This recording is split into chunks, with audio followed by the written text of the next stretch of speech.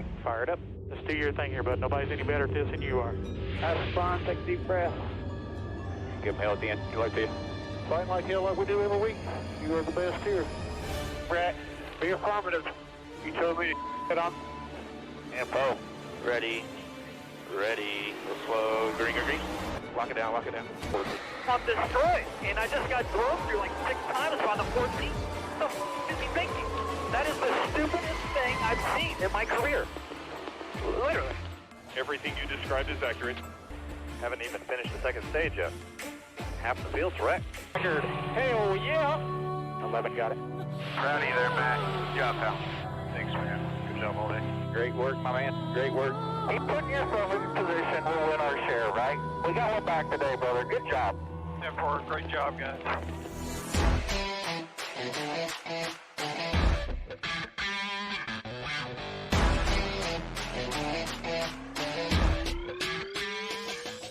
And welcome back to Racing in the Draft. My name is Mark, and welcome back to week 13 of the NASCAR Cup schedule. We're headed to Dover to see Miles the Monster, as we can see on the screen, in the Dryden 400. One of my favorite tracks, actually. I really enjoy watching racing at this track. It kind of blends a short track feel with an intermediate speed. It's a tough handling track. You've got to be a great driver, all those sorts of things. But hey, before I forget, make sure that if you like the content here, make sure you like, subscribe, and share with anybody that enjoys NASCAR and DraftKings and is trying to improve their odds in winning a little bit of money. No guarantee. I'm just giving you stats, facts, and data. So let's take a look at last week's information from Darlington. As we can see, Martin Truex stunk up the show a little bit as far as it goes to who won the race. But if you look at the package that they brought, and we discussed last week, the 750 horsepower low downforce really made it a extremely tough car to handle, and it really put the control back into the drivers and really showcased driver skill over aerodynamics or sheer horsepower. All those things are important, and they did show up. I mean, if you had something wrong with your car, it would definitely slow down aerodynamically.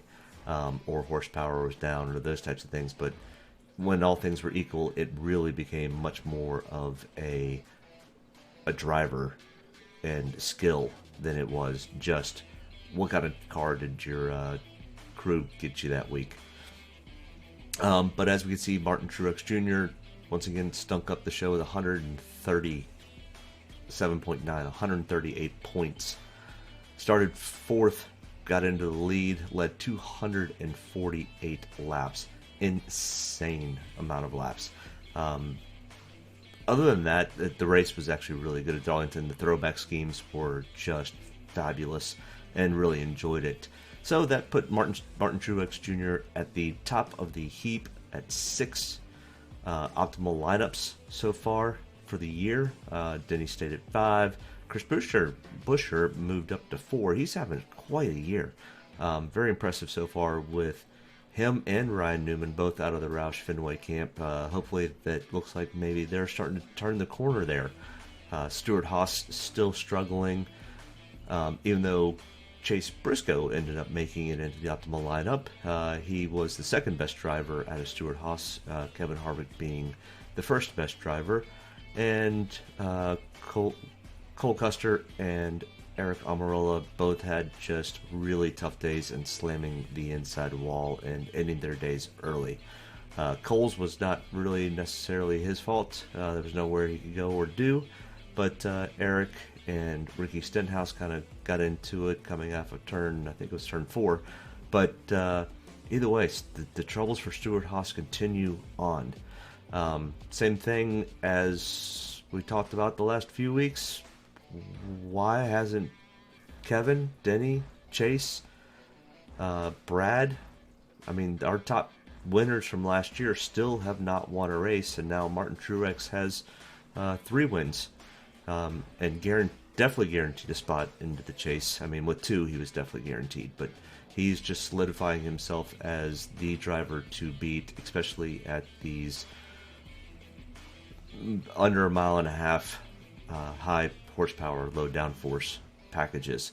So we have that same package this weekend, and Martin is really strong. So without further ado, let's get into this weekend's information about the track, the drivers, and everything else. Like I said, we're at the Dryden 400 at Dover. It is a intermediate style track. There's no other real way to describe it other than it's a mile in length, 24 degrees in the corners. It's a concrete track. So it's very, very similar in a lot of ways to Bristol, but half the size. But they carry some really, really fast speeds. The concrete track will definitely eat through some tires. So tire wear will be of major importance. Anytime that there's a caution, you will come in, get 4 tires, and get back out. You won't skimp on that at all this week. Race length is not 188 laps. I proofread this every week and I screwed up, but no, it's 400 laps, hence the Dryden 400, which gives Dominator points of 280, 100 of those coming from laps led and 180 from fast laps. Let's get down into the driver breakdown. I'm trying to make these videos as short as possible, but make sure I give you as much information as possible. Martin Truex Jr., as we discussed, with this package and this racetrack and his absolute domination last week really puts him at the top of the heap. Starting in pole position, he is power ranked at 1, Dominator 1. He has 1 win in the last 5, 4 top 5s, 4 top 10s, 5 top 20s in his last 5 starts here. 72.5 DraftKings average, 4.4 average finish. Both of those are still not the best in the field, but because of where he's starting and everything else, he has the best opportunity to dominate again this week. But with that being said, I really don't like taking the guy that's sitting on the front row, first or second. You just don't have any room. If you don't go out and dominate and lead at least a quarter, probably a third or half of the race, you don't have value. So take that into consideration. Martin Truex could easily go out and lead 300 of the 400 laps, if not more. He has capability. He's shown that he can win here. In fact, out of his 30 races, he's won 3, and he has 9 top 5s. And in the last 4 races, he has finished no worse than second. Repeat that.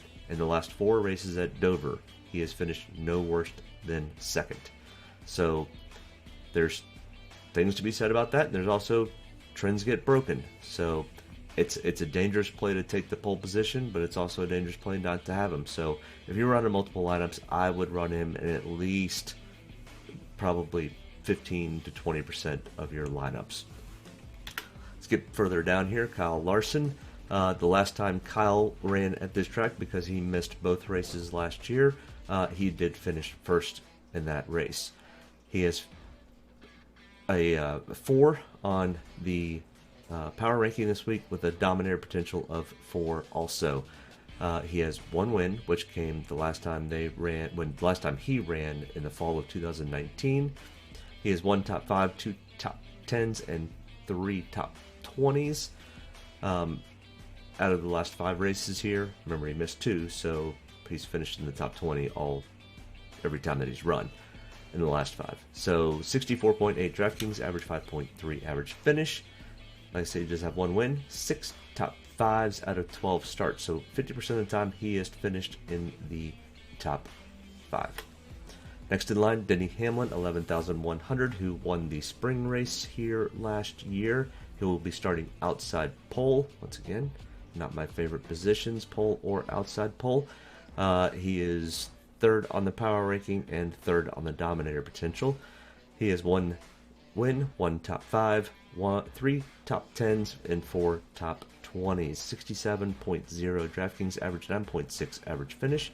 He finished 19th here in the fall, and has 1 total win, which did come in the spring of last year, but does have 6 top 5s.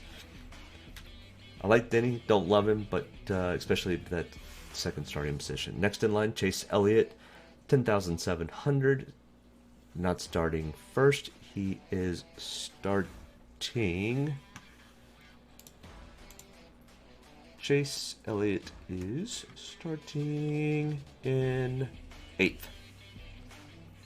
Once again, I thought I proofread. 2 mistakes. Go back and fix those later. He does have 1 win, 3 top 5s, or 1 top 5, 3 top 10s, and 3 top 20s. 36.0 DraftKings average, 17.6 average finish. He finished 39th here in the second race of the season. And he has 7 top 5s out of his 10 starts. So that 39th place finish last fall really cost him on his averages. So don't let him scare you away completely. In starting 8th, he does have a slight PD upside, but he has struggled so far for this year. Probably still will easily probably make the chase as long as we don't have 16 different drivers and he's not one of them.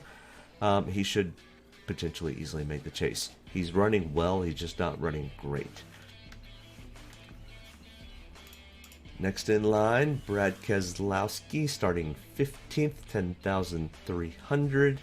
5 on the power ranking and dominator potential of 9th. Reason being, in the last 5 starts here, he has no wins, no top 5s, 2 top 10s, and 5 top 20s. So he's finishing in the top 20, but that's not going to get you the points that you need, especially starting 15th, where he does have some room to give you some PD upside. He does have a 10.8 average finish and a 41.1 DraftKings average.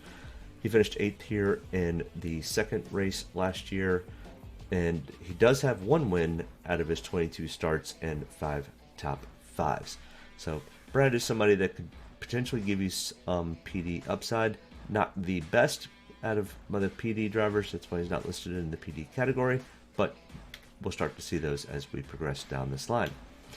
Next in line, Kyle Busch, starting 6th on the power ranking and 5th on the dominator side. No wins in the last 5 starts, but 1 top 5, 4 top 10s, and 5 top 20s. 50.1 DraftKings average and a 7.6 average finish. Those averages dropped a little bit, mostly because of no practice last year, and every week we discuss the fact that Kyle can struggle a little bit when he doesn't practice. He finished 11th here in the second race last year. Three total wins in his career, 30 out of his 32 starts, and 13 top 5s out of those 32 starts. 13 top 5s. That's really good. So, once again, we aren't going to see practice until next year or on a few certain tracks this year. But, until that happens, I will still take some of Kyle, but will not have a ton of Kyle. Next in line, Kevin Harvick, 9,800. The spring winner at Dover. 2nd on the power ranking and 2nd on the potential dominator scale.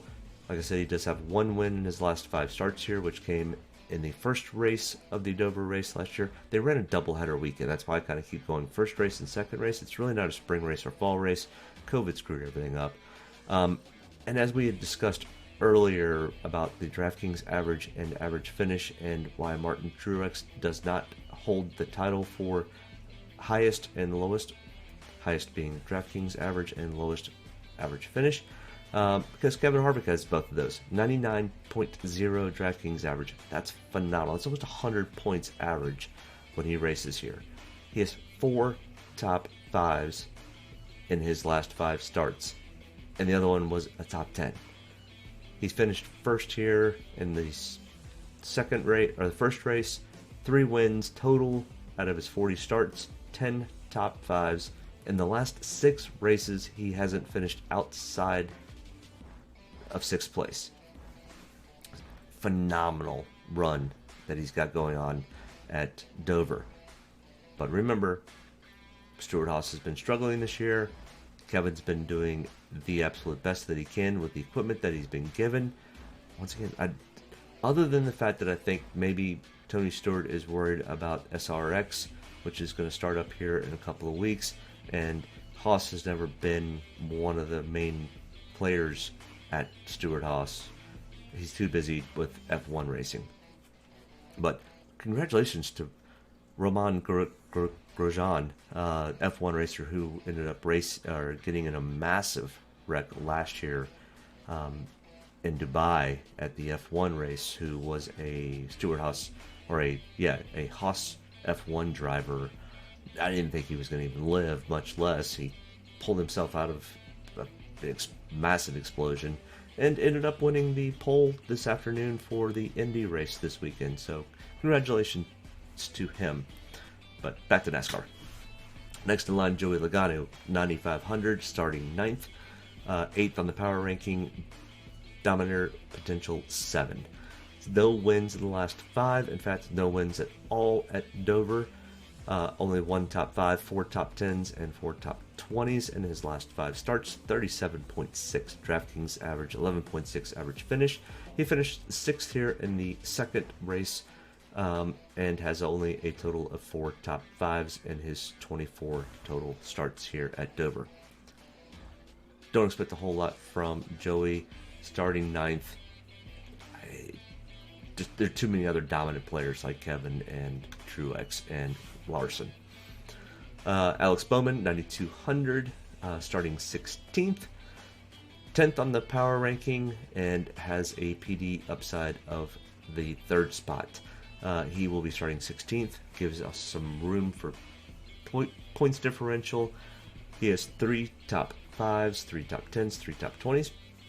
40.5 DraftKings average, and 11.8 average finish. He finished 5th here in the second race, and out of his 10 total starts here, he has 3 top 5s. Next in line, his teammate William Byron, 8,900, starting 3rd. Has 9th on the power ranking, Dominator potential of 8th. I don't like his starting position, even though, as we can see, he is on one heck of a top 10 run so far this season. He has 10 straight top 10s ever since the road course race in Daytona. Every race since then, he's finished in the top 10. Unbelievable run for a young kid that really learned how to driving iRacing. But his stats here at Dover in the last 5: 1 top 5, 2 top 10s, and 4 top 20s. 34.3 DraftKings average, 14.4 average finish. He finished 4th here in the second race of the year, and only has that 1 top 10. So he's running phenomenal. Starting 3rd scares me a little bit because of potential loss in points, because if he finishes 9th, he still holds on to his top 10 streak, but loses 9 or pretty much 6 or 7 points right out of the gate. So at 8,900, I'll have some of him. I won't have a huge exposure to him, but maybe 10-15%. All right, next in line is Kurt Busch, 8,700, starting 28th. Our first real true PD upside potential, even though Kurt has struggled a little bit to start this year. I give him a 14th, I didn't give it. The data has given him a 14th on the power ranking. I've given him a PD of 1. So probably our best points differential upside for this race will be Kurt Busch, starting 28th. His last 5 starts here, he has 1 top 5, 2 top 10s, and 4 top 20s. If he can finish literally in the lower teens, that's going to be enough to probably get him into the optimal lineup. 28.1 DraftKings average, 16.0 average finish. So he's got to finish a little bit better than his average, and he finished 13th here in the second race. He has 1 win here and 9 top 10s out of his 41 starts.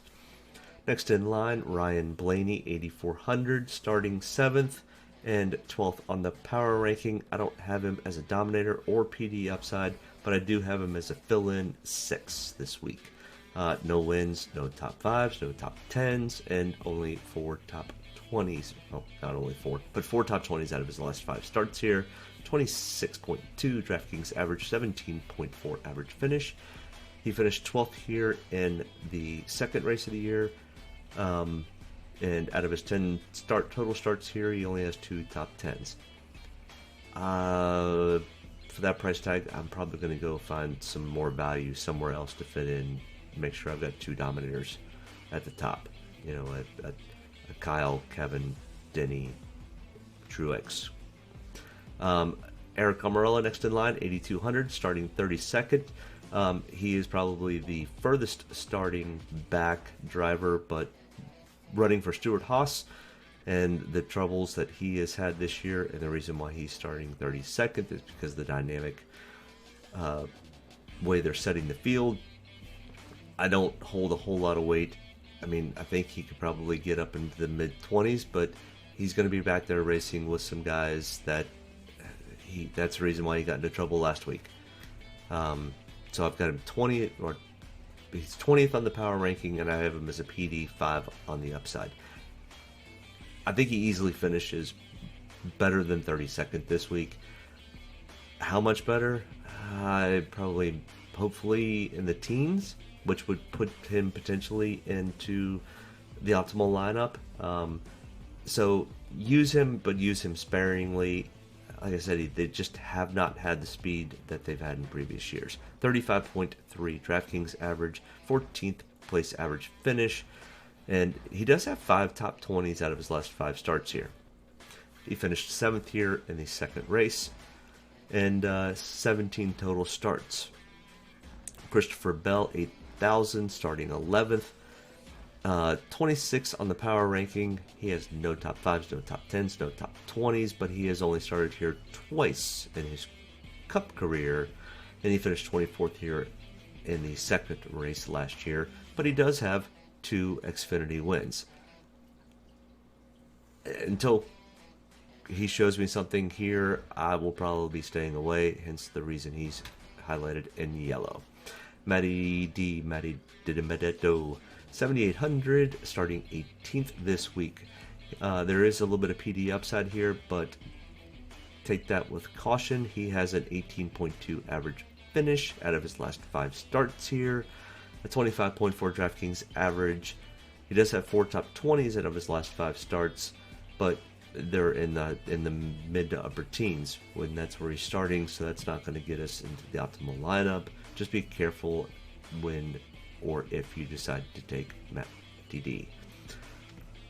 Next grouping is Cole Custer, the last and final Stewart-Haas entry at 7,700, starting 30th. Once again, starting way back there, but because of the troubles that Stewart-Haas has been having, he only comes in as a 21 on the power ranking and a PD potential 9, which is the last spot on our PD drivers, or the worst spot for our PD drivers. He has 2 top 20s out of his 2 starts, 39.1 DraftKings average and a 10.5 average finish. Until they figure out the problems with what's going on at Stewart-Haas, that makes it, those numbers don't mean anything to me at this point. I'll have maybe him in 1 or 2 out of 20 lineups, so 5 to 10% of my lineups may have Cole Custer. He finished 10th here in the second race at Dover. Now, in the Xfinity Series, he does have 1 win and 5 top 5s. He does know how to get around this track, but if you don't have the equipment to do it, you can't do it. There'll be somebody else we're going to talk about here in a few minutes that I'm scratching my head on what to do with, but we'll get to him in a few minutes. Tyler Reddick, 7,600, starting 12th. He's starting way too close to the front for a track like this, even though this style of a track should lend more to Tyler Reddick's style because Kyle Larson drives fairly well here.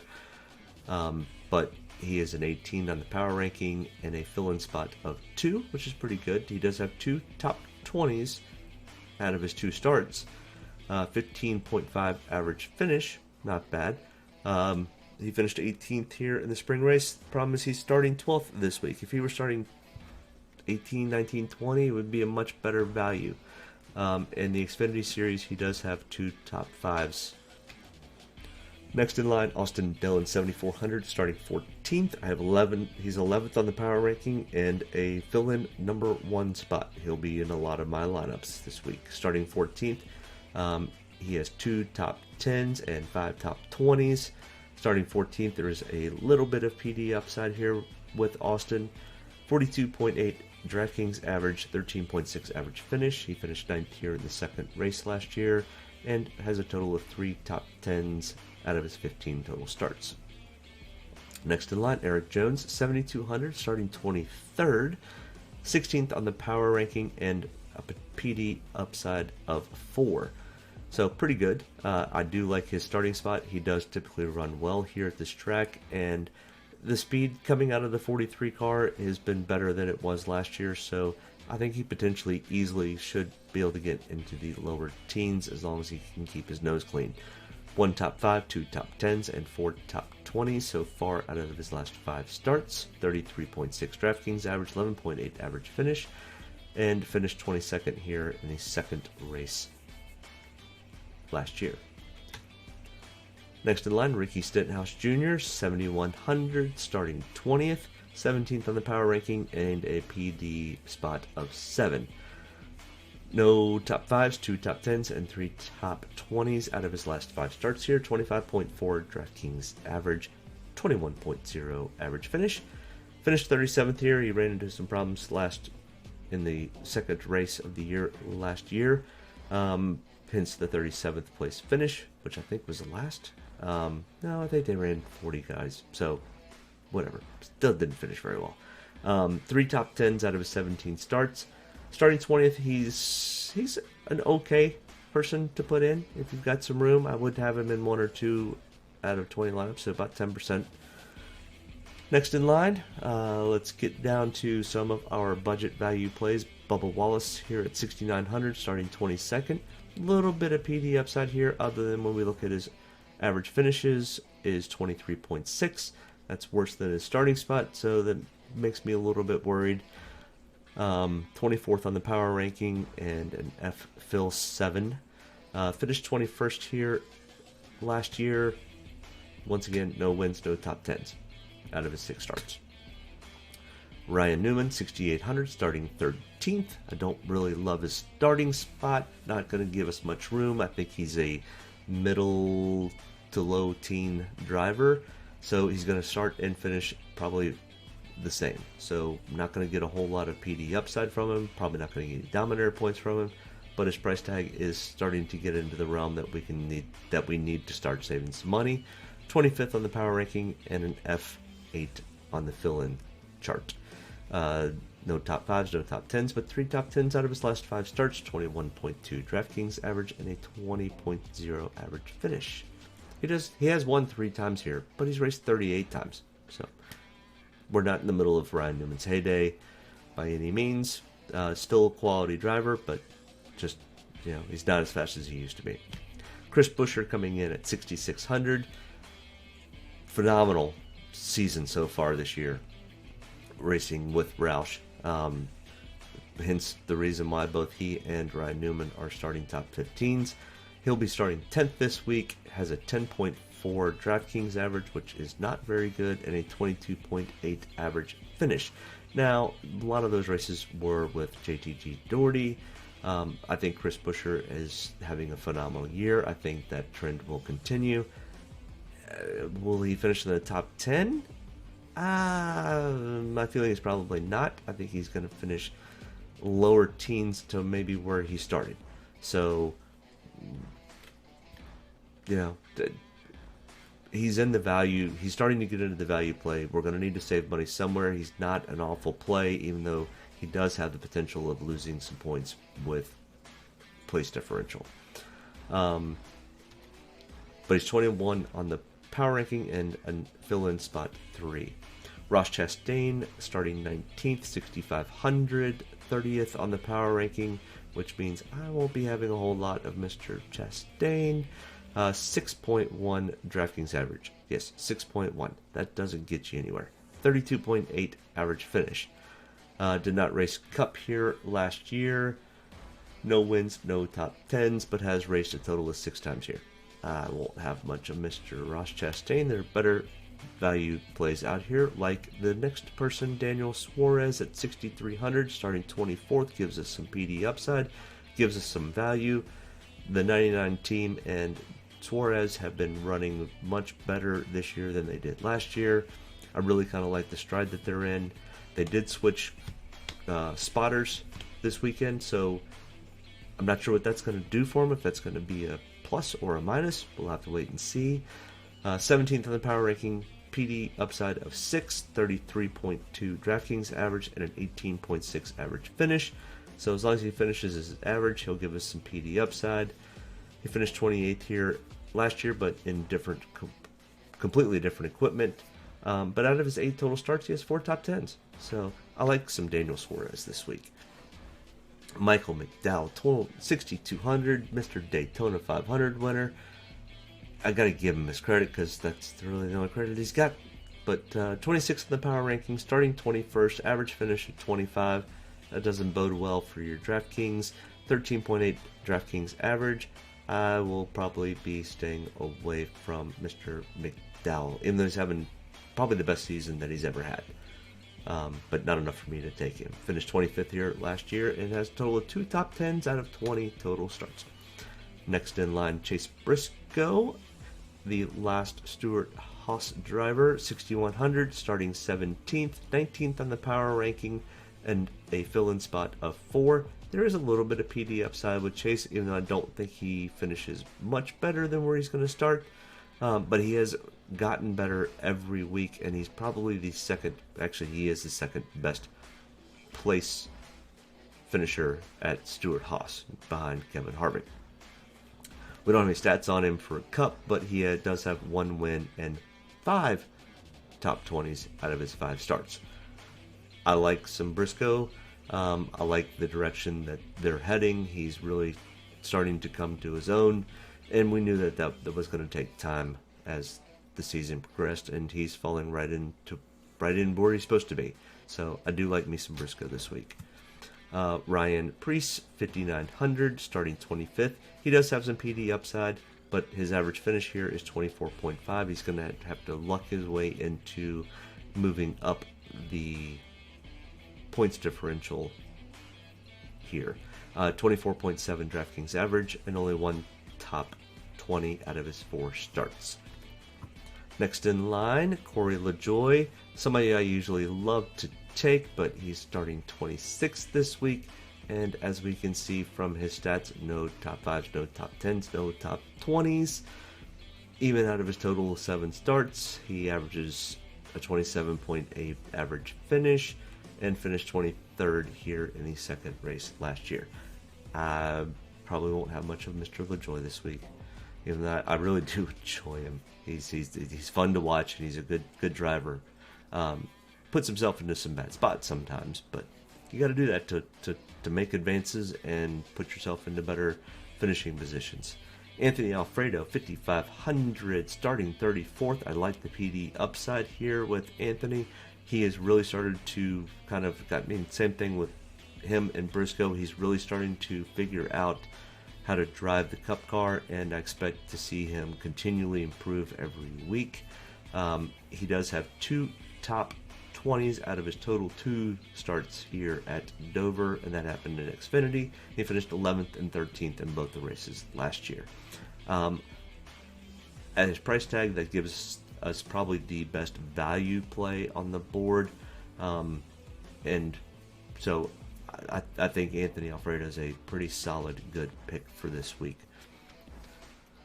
Next in line, this is the one that I was telling you about before that I don't have a clue what to do. Josh Berry, the man who made Dale Jr. cry. Yes, that Josh Berry, the one that won the Xfinity Martinsville race, and his 3rd start in the Xfinity series. A short track expert. A guy that, why somebody has not given this guy a full-time ride in Xfinity is beyond me. Well, he has an opportunity this week to start in the Cup Series. This will be his first Cup start. He is replacing Justin Haley, who is on COVID restrictions. So his starting spot will be 29th.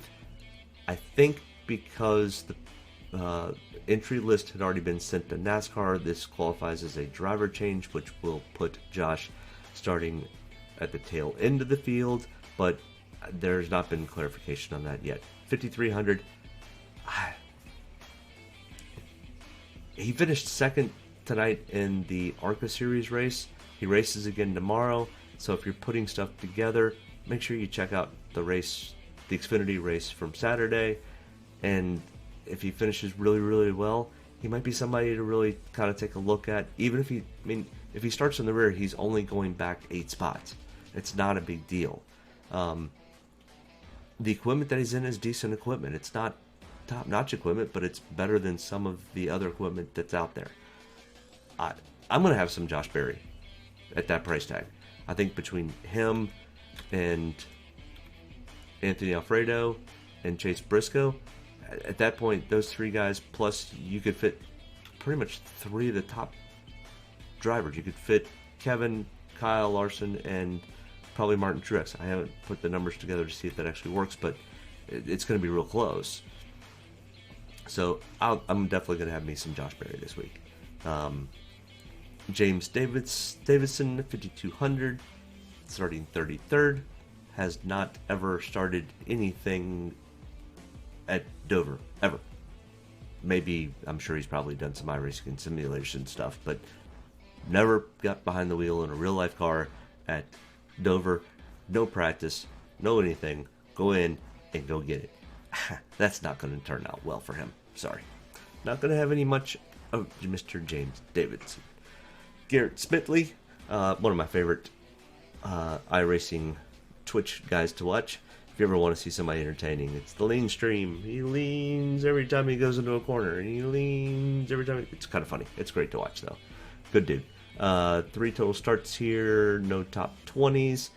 Has 8 Xfinity starts here, best 23rd. I will be staying away from Garrett, even though I do like him a lot. But just don't like him for DraftKings. Josh Bilicki, 4,900, starting 37th. Starting dead last. Only go up, but when you've got a 13.4 DraftKings average and a 32.0 average finish, not enough to make any real reason why I would take him. So, nope, no Mr. Bilicki. BJ McLeod, same spot, 4,700. He's starting 31st. Definitely no PD upside here, unless something really weird happens and the entire top 20 wrecks themselves out in the first lap, which I guess is always possible, but even then, I'm not taking that chance. That's not going to happen.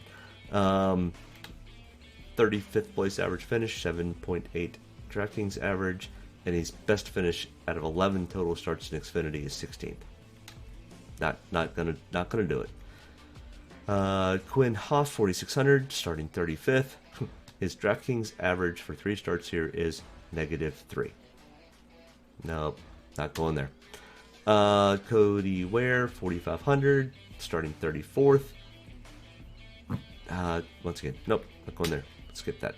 All right, so our dominators, let's go over those again. Martin Truex Jr. at the top of the heap. Kevin Harvick, Denny Hamlin, Kyle Larson, Kyle Busch, Chase Elliott. Place differentials, Kurt Busch starting 28th, Matt DiBenedetto 18th, Alex Bowman 16th, Eric Jones starting 23rd.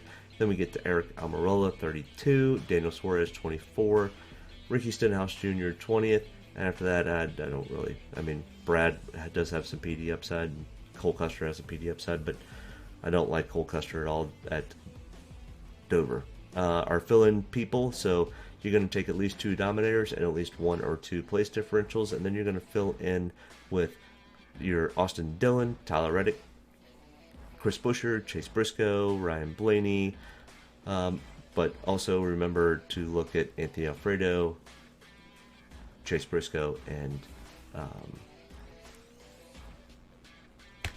Josh Berry. So let's look at the 2019. The reason I'm bringing up 2019 is because both these races were 400 laps. where both the races in 2020 were 300 laps. So big difference, and a big difference in points. So 2 dominators,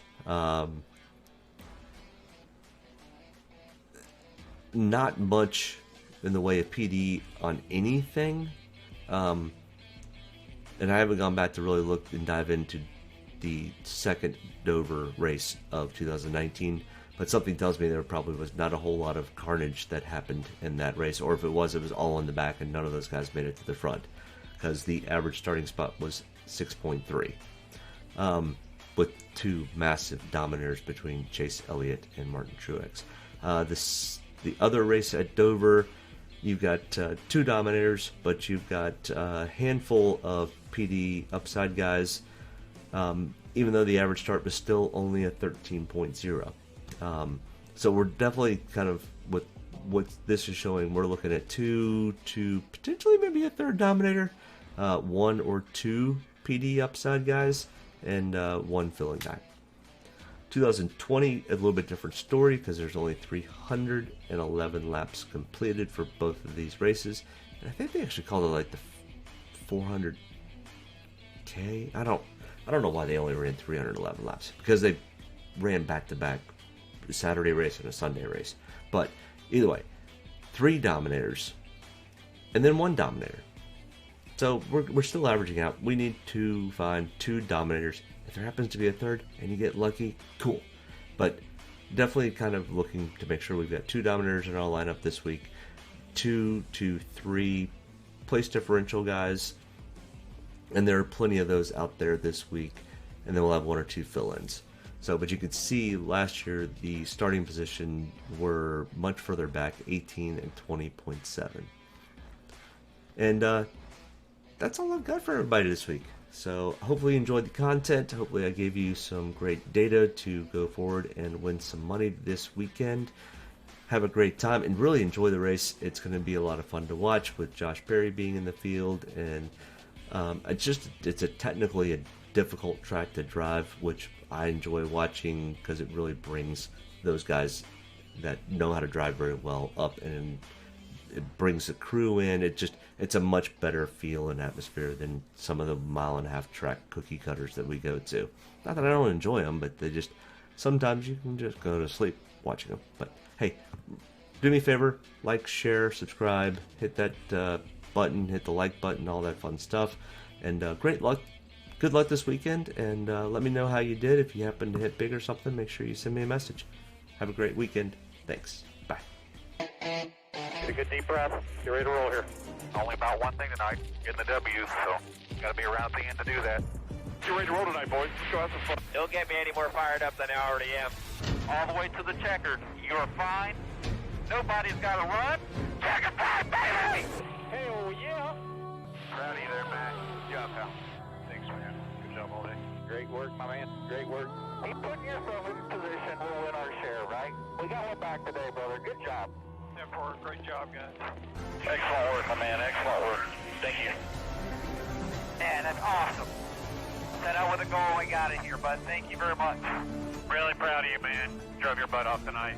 We had the fastest car here, bud. Probably killed our deal there. Just feel like I gave one away. Yeah, boys. Way to rebound. Great job. Great job, bud. Really good job. Appreciate you hanging in there with us all weekend. What a weekend. Good job. Thank you.